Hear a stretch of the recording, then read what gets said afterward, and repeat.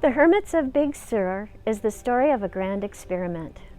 In 1958, a 1,000-year-old order of contemplative Catholic monks in Italy decided to see if they could found a daughter house in America. This would be tricky. They had to send someone who could converse with the Americans. They had to find a bishop who would allow them to build in his diocese. Most of all, they had to find the perfect site somewhere in the wilderness. Why? Because they were hermits, and hermits have always had to flee civilization in order to find enough solitude and silence. The monks in Italy decided to send a man named Ugo Madotti, who had actually only been at the Holy Hermitage for about 7 years. Ugo Madotti bought the property in Big Sur in 1958, and they began construction in 1959 using a lot of monk labor.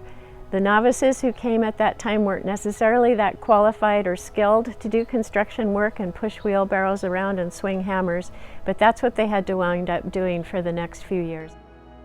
Several years ago, a monk who had been in the first novice class at the brand new Hermitage in 1959 asked if I would help him organize the notes he'd kept for over 60 years, hoping to someday write a historical account of the Big Sur Foundation.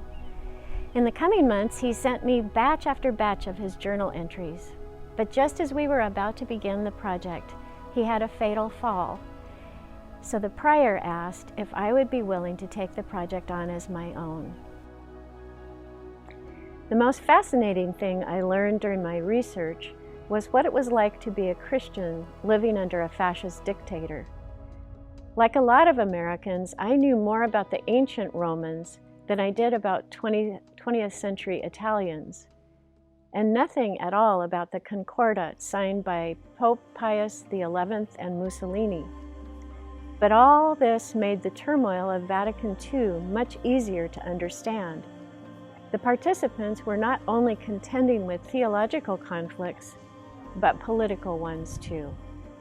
I hope that people from different backgrounds and belief systems recognize that the urge toward fuga mundi, or flight from the world, is something that they've experienced in their own lives. Acknowledging this common ground might help dispel some of the romantic myths about monastic life. Monks are simply people on their own spiritual journeys, living together in community, separate from the world, but very much part of it.